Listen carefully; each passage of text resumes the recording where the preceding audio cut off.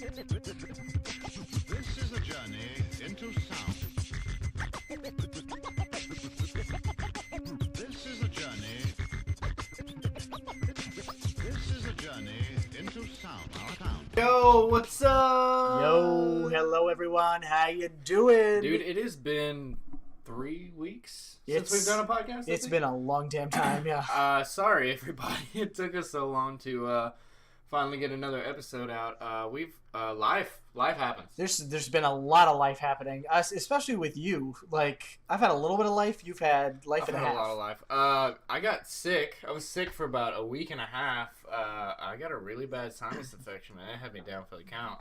Yeah. And then I haven't really been getting paid at work, so that's fun too. So. Also, you're on job number what now? I have 3 jobs now. I Dear have 3. fucking Lord. I have 3 jobs now. I picked up an extra job as a kind of beer representative for a brewery. So, yeah. That's hard for me to say.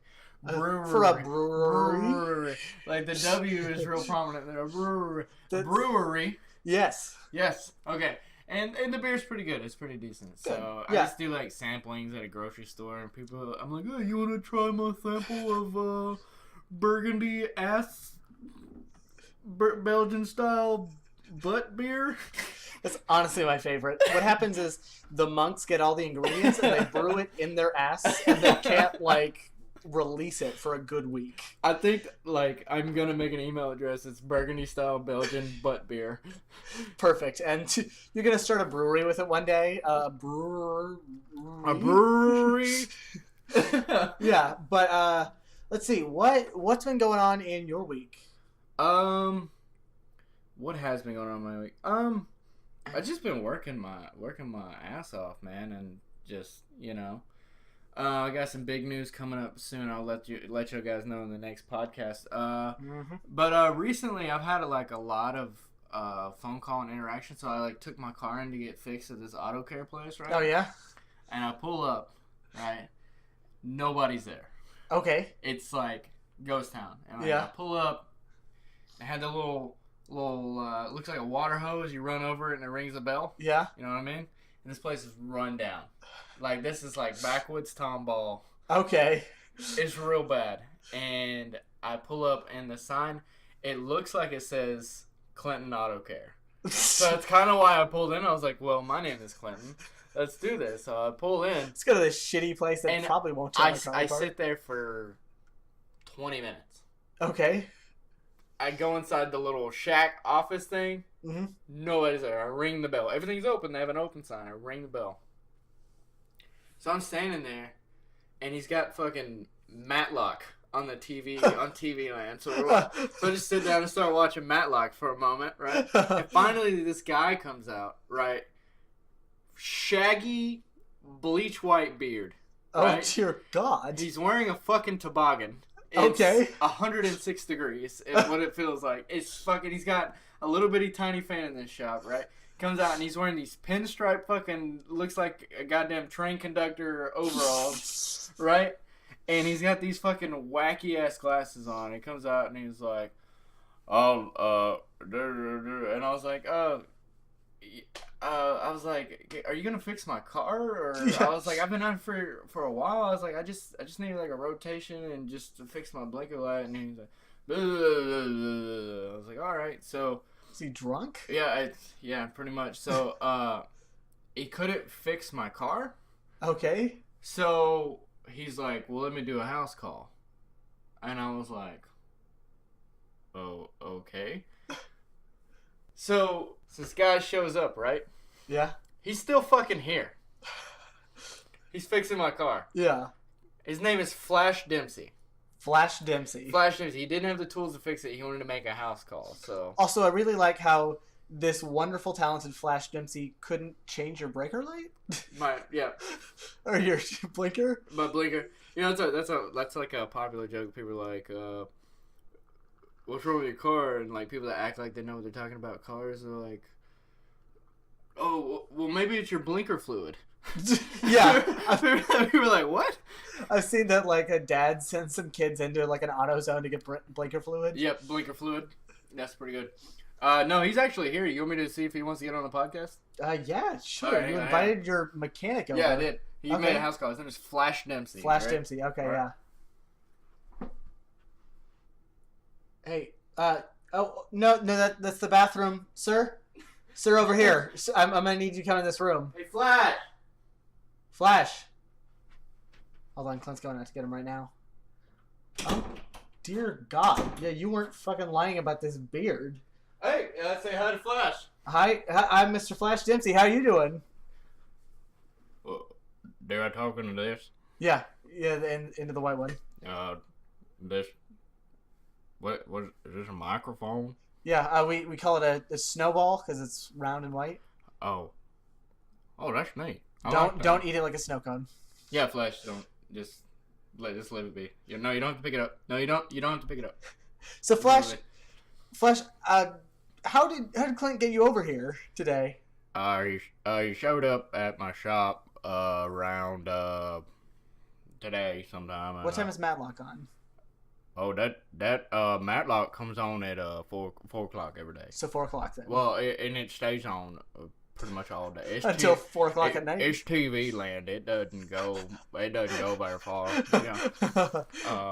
But no, he came in and he needed tire rotation and his brake light was out too. I done gonna run out to fix it, and I didn't have the right light bulb at the time, so I went and I got the blinker light for him, and I said I'll make a house call. Just give me your address, and I'll come fix it on my way home. So I did rotate a tire for him. In the driveway? No. I rotated a tire at the shop. Yeah. Okay, I thought yeah. that you went from being the least skilled mechanic to the most proficient mechanic who can rotate a tire in a driveway. You would think so. Yeah, you would think so. Yeah. Yeah. So, Flash, so how's business? Is everything going well? It kind of come and go. It stays slow most of the time. I think most people, when they see my shop, they think, that guy's probably a serial killer. But I'm not really a serial killer at all. I'm glad to get that clarification immediately. So, also, Mr. Dempsey, I have to... Should I call you Flash or Mr. Dempsey? Oh, no, Tony, you can call me Flash. All right, Yeah, Flash. it's Flash.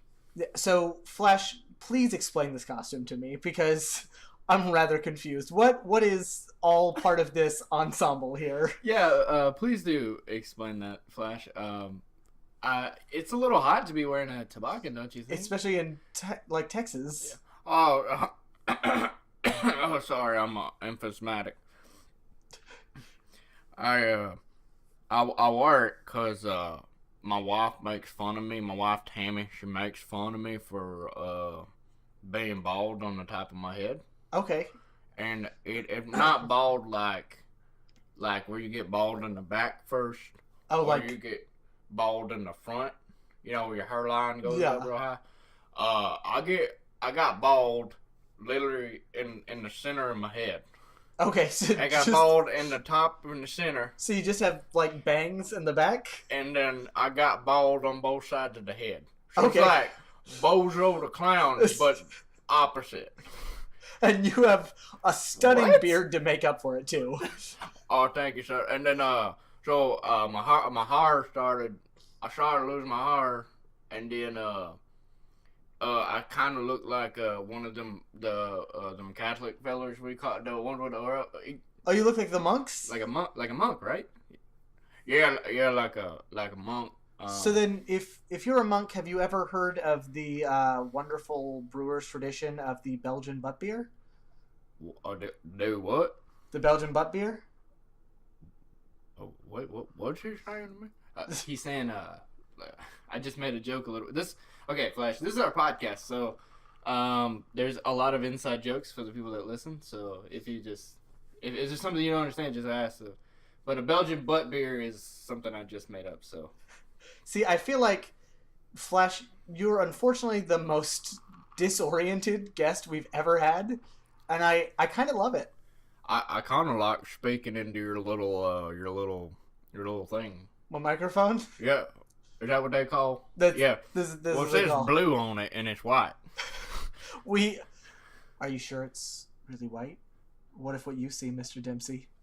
What if what your blue is my white? I don't know about all that, but I'm gonna get my tools and then I'm gonna get on by my day. But hey, it was nice seeing you, Clint. That'll be $200. $200 fucking dollars? What? Yeah, well, I'd make a house call. That's just $100 right off the bat. Why don't you fucking tell me that then? Well, I mean, it was on the price list in the shop. All right. I give you money. Go watch Matlock. That's probably still on. Have a good day, Flash. Thank you. We appreciate it for you coming out and charging me $100. Oh, there's no problem. What was your name again, young man? My name is Tanner. Tanner. Oh, yeah. All right. Well, have a good day, gentlemen. And I'm gonna get on out of here. I'll see you soon. If you got any problem with your car, you know where you can find me. Yes, sir. Wow. That Flash Dempsey is a hot damn mess. I love that man.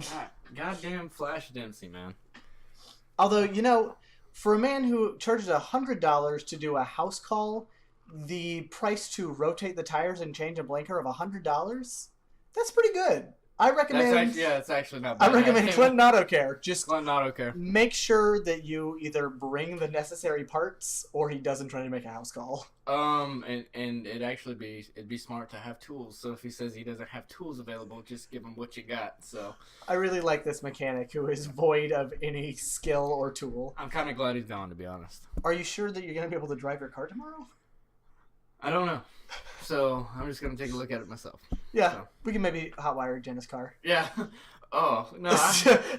No offense, Jenna, but I don't want to drive your car. There's something about driving little cars that I just can't do. It's not even that. I think like her brake pads are grinding into the rotors. Oh, mine are definitely like going for the shitter. I can change her brake pads if you need. Can you really? No, I really can. It's not that hard, dude. I don't know. Take the hubcap off and then the wheel and then like there's the little. It looks like you see your rotor. It's the shiny thing that's round, right? And it's like humping the rotor. It's like it's getting up on the like. Ooh, it's like somebody humping a door frame. Yeah, that's what it is. And you just take the little piece. It's not hard at all. So my only thing is after the podcast, I'm gonna have to get pricing on this because I will compare it to Mr. Dempsey. Mr. Dempsey at Clint Auto Care. I don't know why I just refuse to call him Flash. I have the highest respect for him. Dude, he's fucking old. He is old. I was surprised that he even walked in here. Yeah, no, it was bizarre. He kind of, whenever he came through the door, he kind of did like the Willy Wonka where it looked like he was about to fall, but he didn't like fall down and do a flip. He almost just like went face first. Did you hear about the female rapper? The female battle rapper who was on her oh my god, can I not speak? Did you hear about the female battle rapper who was on her menstrual cycle? No. She had a mean flow. Oh. God. You're welcome. Thank you very much. Life is enriched. So how's your week been, man? What have you been up to? God, it's been kind of interesting. I decided. Okay, so I had a really kind of happy-go-lucky childhood, and I never really, like, rebelled too much. Like, I was the kid where if my mom said no, I would almost cry, because, like, she disapproved of what I did. I would feel, like, so fucking terrible. So I have a friend who recently just got a position at the global office for Whole Foods. And so we went out and we, like, had a bar night where we celebrated. Nice. And she went to emo night. Now, I've never had an emo phase before. Emo night? Yeah, emo night at Barbarella. Wait, let me guess how this went. They probably listened to My Chemical Romance. Most definitely. And AFI. Probably. See, I'm not familiar with these songs, so I'm going into this, like, as a fucking spectator of these people who are, like, at the lowest 21 and up, like, living out their teenage angst. So It's already a goddamn mess. Okay. And one of the most interesting parts was that I moshed for the first time in my life. So wait, time out. They mosh? Oh, they most at definitely an mosh. emo party. At an emo night, yeah. Emo night. This was at a bar, you said? This was at a very, like, prominent bar in Houston that I think it's, like, the main one's in Austin, but yeah. Were they giving out free eyeliner? No, they weren't, but I'm not in.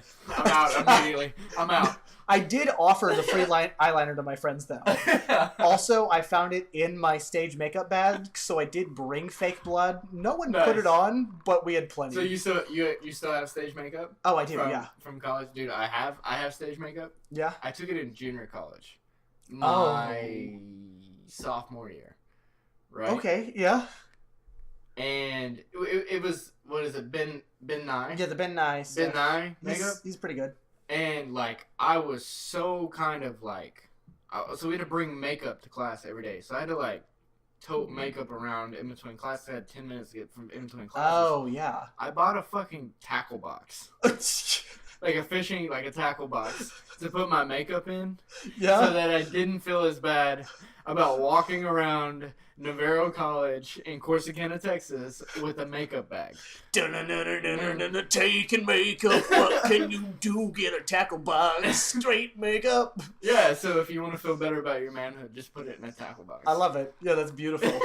I'm sorry, I didn't mean to interrupt. No, it's okay. So, I have to say that, because, like, I was about to leave. My friends were sloshed. Like, I need to show you the fucking Snapchat photo my friend sent out. Like, she had just got water dumped on her, so she's, like, drunk as fuck, wet, and it's just, like, that feeling when someone dumps water on you.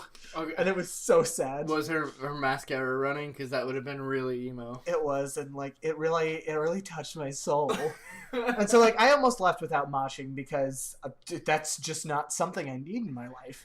But I thought that a friend was still in the mosh pit, and I was like, well, I've got to say goodbye. And my friend pulled me in, and let me say, out of all the decisions that I've made in my adult life, waiting to mosh until I am a 6-foot tall male who is around 180 pounds and wearing boots for the first time is a good idea, because if I would have moshed in any, like, smaller weight class, that would have been awful. Weight class in moshing. I love that.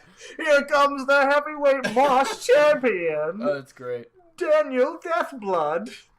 Daniel Deathblood. No, but that was interesting. That was one of those experiences that I got and I never have to do again. Like, I don't want to just stand in the pit with a bunch of people pushing each other. It's such an angry crowd. It is, yeah. Yeah. I don't know, man. I feel like, because I've been to heavy metal. I've been to a couple heavy metal. Okay. Can I just not speak today? Or what, man? My D's and V's are getting mixed up. It's Flash Dempsey just came by and he's taking your $200 and a little piece of your soul. Yeah, you just ruined it. I've been to a couple heavy metal concerts. Where I'm sure there's, like, real moshing. Yeah. So, they do what's called a wall of death. Oh, shit. You know what that is? No. Okay, so a wall of death. A wall of death, and it's actually the band on stage that initiates it. Okay. So that's some sadistic shit. Yeah. Think about it, like, if I'm the heavy metal singer, right? Yeah. And there's a break in the song, and I'm telling, okay, so, I gotta gather my thoughts here. So basically, the band initiates it, and what it does is it splits the crowd on the ground seats. Okay. Right, the pit, they call it the pit. Yeah. So, that's where all the moshing happens, in the pit, right? Everywhere else is seats. The mosh pit. The mosh pit, yeah. So they split it in half, and one side of the crowd goes to one side of the pit, and another side of the crowd goes to the other side of the pit. This already sounds terrifying. Right, so they split it. So there's like half a football field in between, depending on how big the venue is. Oh, fuck. But when I was at a concert and they did it, it was about half a football field away. And the singer, they do the breakdown, like, boom, like the bass hits. Yeah. And the crowd runs at each other as fast as they fucking can and start moshing. Dear shit! So, like, people, like, there were, like, smaller people in, like, the front of that are just annihilating. Like, have you ever seen the video of, like, like the big ball videos where like the the big workout balls, like the bouncy ones, and like someone people just like throws it, it just at a kid. annihilates people. It's what it looks like. Yeah. Oh my gosh! I'm sure there's like a couple fatalities. You know how sadistic that shit is. Like you're paying me to play at this venue. Yeah. Thousands of dollars to play at this venue. Yeah. And I'm just gonna injure people with my influence. I'm gonna Moses Red Sea them, and then they're going to create a Red Sea. Like this shit is terrible. I mean, I've heard of mosh pits where people like they don't bring weapons, but they bring items. Fuck. And like so, people like are moshing with a fucking like a coat rack. Yeah. Or they're moshing with baking pans. That's a popular. Gosh. Yeah. So that people are leaving with like fucking bloody noses and busted lips and yeah. So it's like when I go to a concert, I don't want to get punched in the face. Yeah. And like I've been in a mosh pit, like on the outskirts of a mosh pit. Yeah. And I've seen, like I saw this girl just get annihilated by this dude. Like in the mosh pit, everybody he like runs up and they do that. There's people that run around the mosh pit and just punch people in the face, dude. What the hell? And then they run up and you don't know who did it. It's like vigilante punching. Like maybe they deserved it. Maybe opposite vigilante. Maybe they deserved it. Maybe they didn't. You don't know. But like I saw this girl. She was like moshing. And she was shoving this like somebody who was smaller than her, and it was a big gal. Yeah. She was shoving, and this guy just ran up and just bah! And dropped her. Hey Karen, this is what you get for firing Steve 2 years ago. Gah! But like when you said emo night and moshing, yeah. Okay. The only thing I can think of is like a bunch of 16-year-old kids crying while they beat each other up. See, that's exactly what it is. And so I go into it now with more an appreciation after because these are the people who can't handle like their parents' scorn. They're not the kind of people who are bringing in fucking ironing pans. This is the crowd that apparently like they were moshing and someone's shoe got untied. Apparently they like stopped the mosh and created like a little area for him to tie his shoe. That's polite. And then continue. So it's like polite anger. Okay. Get out your feelings, but like if you elbow someone in the face, you're like, hey dude, I'm so sorry. Do you want me to buy you a drink? Yeah, no. That's not even a mosh pit. It's not. It was kind of people pushing each other like around. A group hug almost. Although I will say, my friend was like moshing and she was having a good time, like great time, and then like how drunk she was hit her, and all of a sudden her face was like, oh, I'm not having a good time. I'm about to go down in this sea of people. It was not great. No, that's pretty funny. I think though, if you ever go back again to emo night moshing, yes, you should be the one heavy metal guy in the group of the emo people, and just run around and punch people in the face, scream at them, and just take it way too seriously. Be that one guy for me, please. So I didn't take it too seriously as far as the moshing is concerned, but you and I coming from a theater background, yeah, like whenever there is a themed party, you don't half-ass it. You go full on fucking costume. So I show up and some friends are there because we like went out and had dinner, and so they dressed up kind of in black, but like not really too much. I had a goddamn costume change in my car. Nice. I had like a shirt with a bunch of buttons on it and like a tie and fingerless gloves. Good for you, man. I showed up there like fingerless gloves. Fingerless gloves. You're going 90s on them. I love it. Yeah. I also had like a little like gay fucking wristband because I'm like sad, but I'm homo. That's funny. Also, so we are thinking about an idea for one of the episodes, like as a really themed episode, because we play a lot of D&D. Yeah, we do. And so Clint has his character. I think is going to take a break for this next arc. Can I time out what you're saying for a second? Yes. Okay, so for those who are like, he plays D&D, there's like a lot of people that are really judgmental out there. Yeah. They're like, D&D, yes, it's Dungeons and Dragons. Yes, I'm almost 25 years old. Yes, if you have a fucking problem with it, you can suck my wiener. And fourthly, I think we're at fourth now. Yeah, I think so. Fourthly, it's not like I'm doing crystal meth, man. Yeah. It's a lot of fun, so. Also, fifth, I saw you repost the fucking Stranger Things video on Facebook. Don't pretend like you're above D&D. Oh, yeah, exactly. Yeah, so if you haven't played D&D and you think you're above that because you're too cool, Then get over yourself. Stop and fucking listening to this. Stop podcast. listening to this podcast. Get over yourself and go have fun with your friends. Yeah. If that means imagination rules, so be it. Yeah. But so we are thinking about having Rogar, the Thunderer, the most powerful dragonborn that we've ever dealt with. the Rogar, who is going to have a little side campaign. Yeah, he is. With I don't know if you know this yet, so I'm just gonna tell you in the podcast a little bit early. You're gonna be partnered up with your old friend Tommy Ray Hanley. Oh no! God damn Clint, please tell us about the history of Rogar and Tommy Ray Hanley. Okay, so when I first made Rogar, the character, he's a dragonborn barbarian, and he's a badass. He most definitely is. He's just a straight up badass. He shoots lightning. Okay. He's breath lightning. Yeah. It's kind of cool. So like you guys were pretty experienced at D&D, and I'd play like a little shitty character because I was trying to learn the game and like what the dice mean and how it works, and you know the mechanics of the game. Yeah, I should say. And I just didn't really get it because Garen never explained it to me when he finally talked me into playing with you guys. So I would just show up and he would just tell me what to do, and then I would make up shit, and then Will would tell me to roll for it, and it always worked out in my favor. So I actually took time and I made a character. I sat down with Seamus. I made a character, and Rogar the Thunderer happened. He is a 6'7" dragonborn barbarian. I keep forgetting how fucking large he is. He is really large. So like, and I guess our first like couple games, I'm like level 1. Not really strong at all. No, you're just the basic like little worm. Little worm, yeah, and you're fresh out of the egg. I'm this really strong little worm with a big sword. Yeah. And we're playing with a group of people, and he's like, DM's like, all right, you're in a pit, and this character comes out, and it's a character that Garen played with previously. His name is Tommy Ray Hanley.